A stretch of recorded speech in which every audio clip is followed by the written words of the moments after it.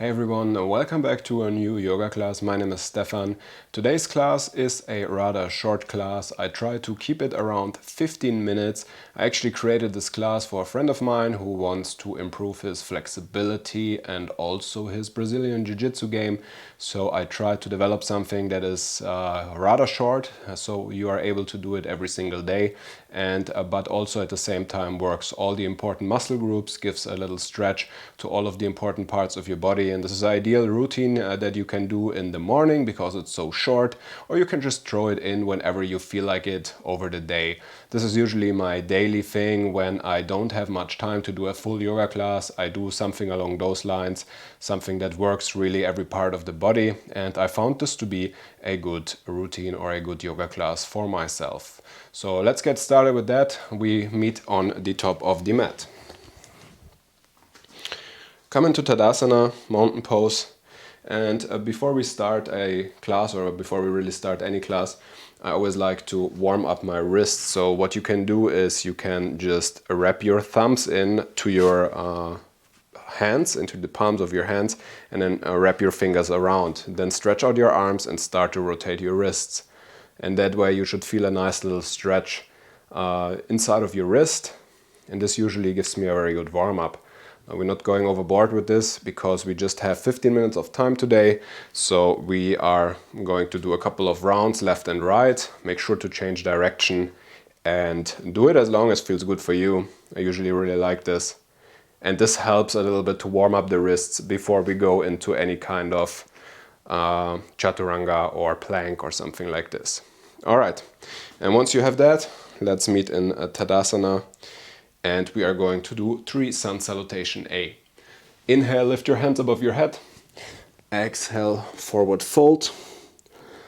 Inhale, lift halfway. Exhale, come down, chaturanga. Inhale, upward facing dog. And exhale, come to downward facing dog. Walk your dog. In this first downward facing dog, I usually like to walk a little bit with my heels, so I get a little bit of a dynamic stretch in.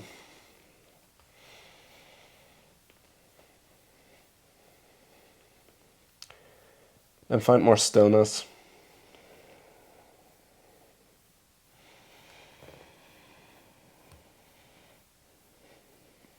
And on your next inhale, lift your heels, look forward. Exhale, bend your knees and step to the front of your mat. Inhale, halfway lift.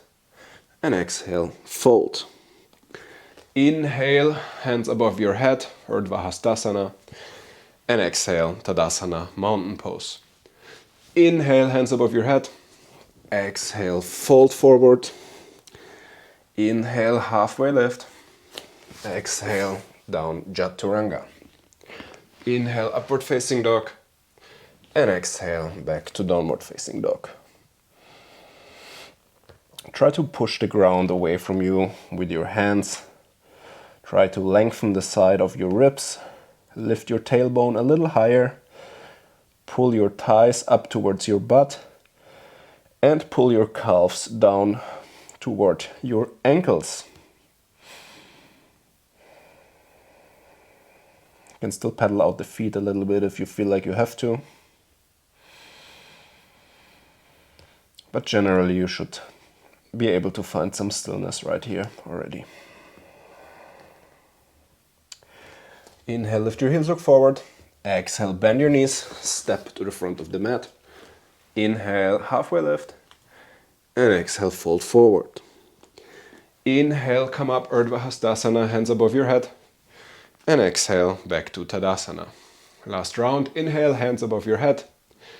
Exhale, forward fold.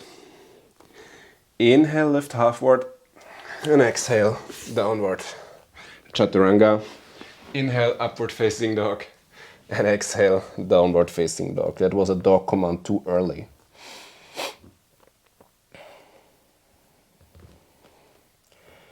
Again, really push the ground away from you with your hands. Let your head hang. Raise your tailbone a little higher. And pull your thighs up towards your sitting bones.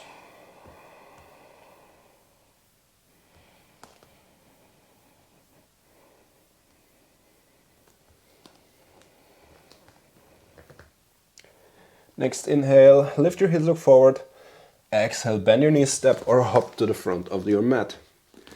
Inhale, halfway lift. Exhale, fold. Inhale, come up, Urdhva Hastasana, hands above your head. And exhale, back to Tadasana, mountain pose. Now we're going to go through only 2 rounds of Sun Salutation B, which helps us to get our body and our hips a little bit warmed up.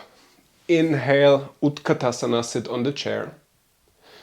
Exhale, fold. Inhale, lift halfway. And exhale, come down, Chaturanga. Inhale, upward facing dog. And exhale, downward facing dog. Inhale, right heel, right leg between your hands, left heel down. Come up into warrior 1. Gaze to the top of your hands. And exhale, come down, Chaturanga. Inhale, upward facing dog. And exhale, downward facing dog. Inhale, left foot between your hands, right heel down. Come up, warrior 1. Gaze towards your hands. And exhale, come back down, Chaturanga. Upward facing dog. And downward facing dog. Stay here for 5.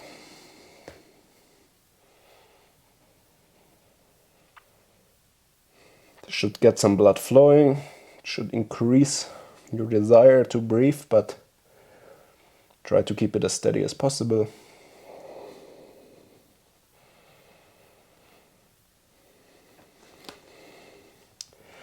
Inhale, lift your heels, look forward. Exhale, bend your knees, step or hop to the front of your mat. Inhale, halfway lift. Exhale, fold. And inhale, Utkatasana, sit on the chair again. And then exhale, come up, Tadasana. Last round. Inhale, Utkatasana. Exhale, fold. Inhale, halfway lift. Exhale, Chaturanga. Inhale, upward facing dog. And exhale, downward facing dog. Inhale, come up, warrior 1, your right leg between your hands, left heel down. Gaze towards your hands. Exhale, Chaturanga. Inhale, upward facing. Exhale, downward facing. Inhale, come all the way up, warrior 1 on the left side. And exhale, Chaturanga. Inhale, upward facing dog. And exhale, downward facing dog. Well done, everyone. This certainly gets my heart rate up usually, especially if it's hot like today. So I really like going through this series of movements.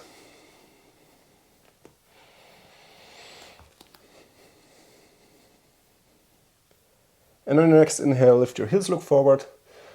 Exhale, bend your knees, step or hop to the front of your mat. Inhale, halfway lift. And exhale, fold.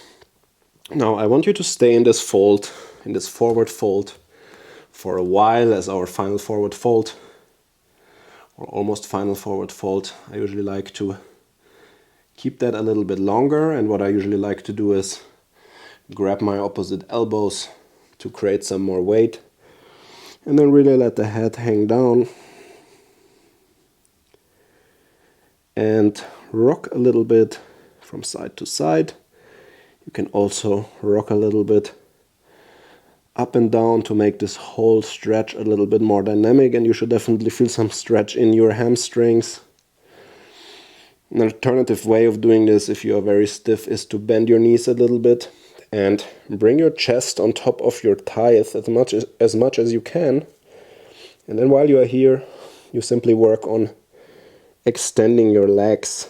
This helps you to fold on your hips rather than in your upper back, which is a mistake that a lot of people do. Just hang around here for a short while longer.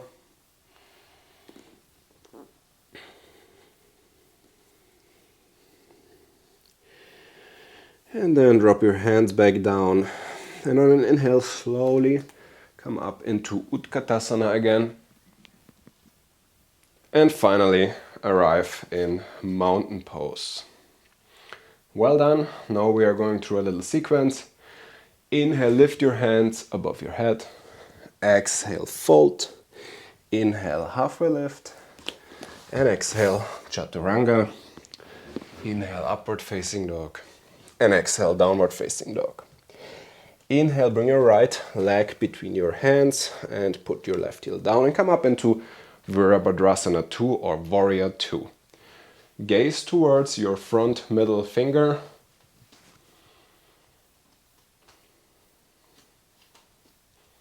Make sure your front knee is bent towards 90 degrees and your left foot is grounded on the floor.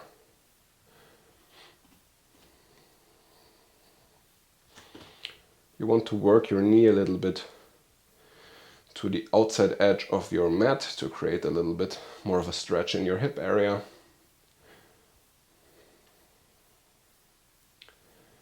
And on an inhale, stretch your front leg, shift your hips back and your front arm forward for Trikonasana triangle pose. And once you made the shift, come down on an exhale and grab whatever is available to you. You can put your hand on the floor, on your shin or on your ankle, what I usually like, and your left arm up towards the sky.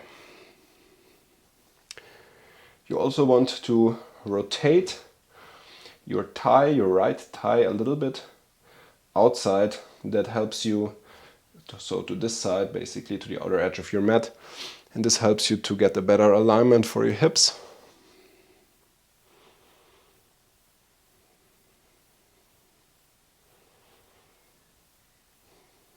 And on the next inhale, come back up, arms still extended, bend your front leg again and windmill down into Chaturanga. Inhale, upward facing dog. And exhale, downward facing dog. Inhale, Warrior 2 on the left side. Come all the way up. Same thing here, gaze towards your left middle finger. Make sure your front knee is bent towards 90 degrees. Make sure your right foot is grounded to the floor. And work. You can also work the rotation of your foot a little bit to the outside here. This usually also helps you with alignment.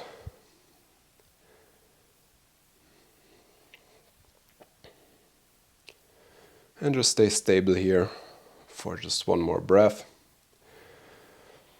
And on an inhale, again, straighten your front leg, shift your hips backward and move your upper body forward. And then on an exhale, come down into triangle pose.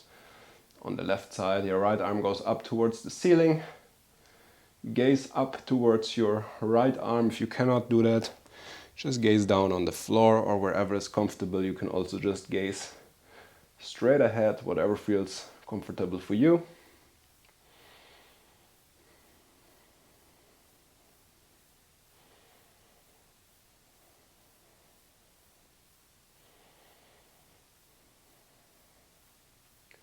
And on the next inhale, again, come back up, arms extended, come back into Warrior 2, rebend your front knee and bring it down, Chaturanga. Inhale, upward facing, and exhale, downward facing dog. Almost there, guys, the hardest part is done.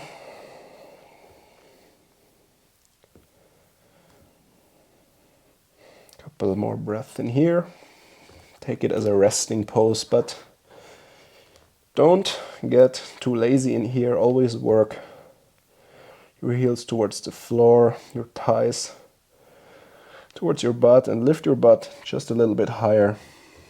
Always keep working. Inhale, lift your heels, look forward. Exhale, bend your knees and step or float to the front of your mat. Inhale, halfway lift, and exhale, fold. Inhale all the way up, Urdhva Hastasana, upward facing hands pose, and exhale back to mountain pose. Inhale, hands above your head, exhale, fold, inhale, quick halfway lift, and exhale, come back down, sit on your mat in stuff pose or Dandasana. All right, we're just gonna sit here to ground our hips down as much as possible.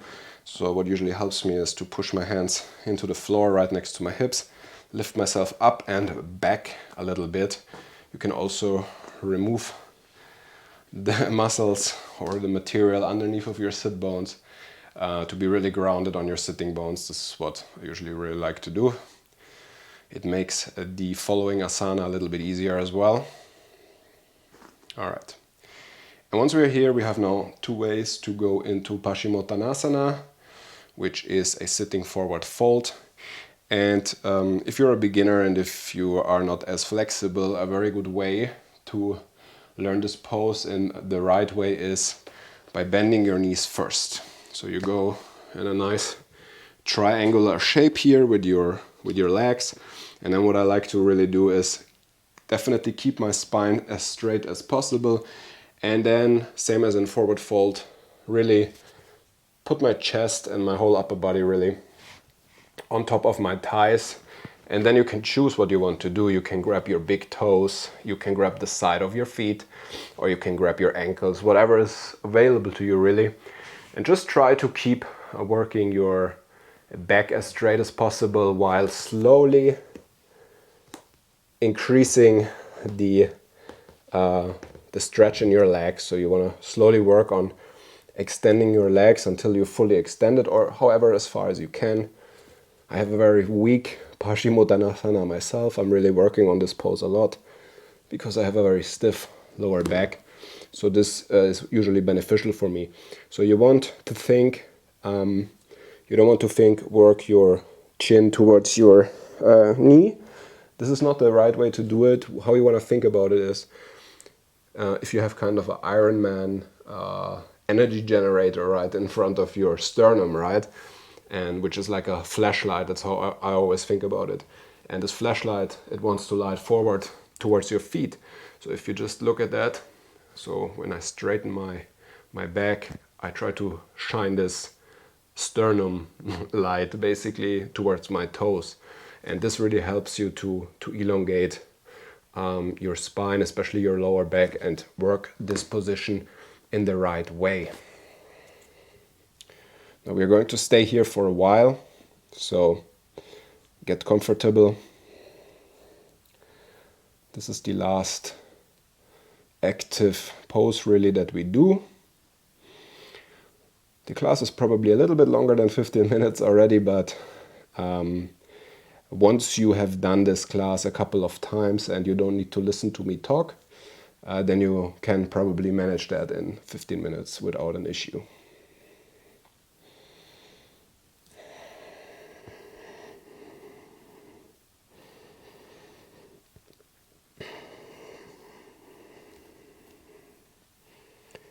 There are also different philosophies on this pose. Some people say just release your head down and gaze towards your knees. Other people say gaze towards your toes, especially in Ashtanga yoga. And that's the case where the drishti or the gaze is always a very important part of the practice.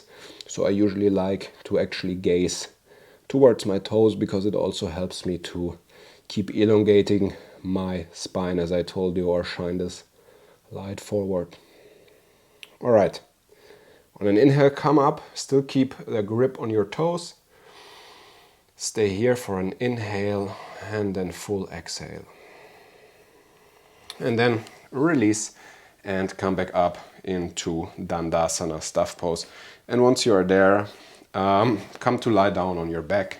And we are going to do just one more thing, which is a supine spinal twist. So extend your arms out towards a T. And bend your left knee, and then basically just bring your left knee over to your right side and let it come down towards the floor. Ideally, if you are more open, your knee is able to touch the floor. So what you want to do in this pose is you want your left knee to touch the floor, and you also want your left shoulder to be rooted down to the floor. And what sometimes happens when we are in this position is when we turn to the right, then our left shoulder lifts up from the floor. Now to help this, you can take your right arm that is anyway grounded on the floor and lift your shoulders or your shoulder girdle or basically your upper body up a little bit, and then flatten it down to the floor. And once you have done that, you can go ahead and gaze towards your left fingers, or you just keep looking up straight, whatever feels better for your neck. Now you can stay in this twist for as long as you want. I usually like to go for a minute or so, and I feel like this stretch starts to feel really good after a longer time when you're really getting into it and your leg is sinking down towards the floor. Alright, and then on an inhale, come back up towards the center and straighten your left leg out and bend your right leg, and we are going to repeat the same thing to the left side. So go over to the left side with your right leg and just let it go down towards the floor, and again arms as a T, and maybe on this side you can see it better that my shoulder is actually pretty much away from the floor right now. So I'm going to use my left arm to rotate my upper back a little bit, which automatically also brings my knee again a little bit higher, but that's okay because my knee is a little bit heavier, or my foot is heavier than my shoulder. So gravity is doing its job there.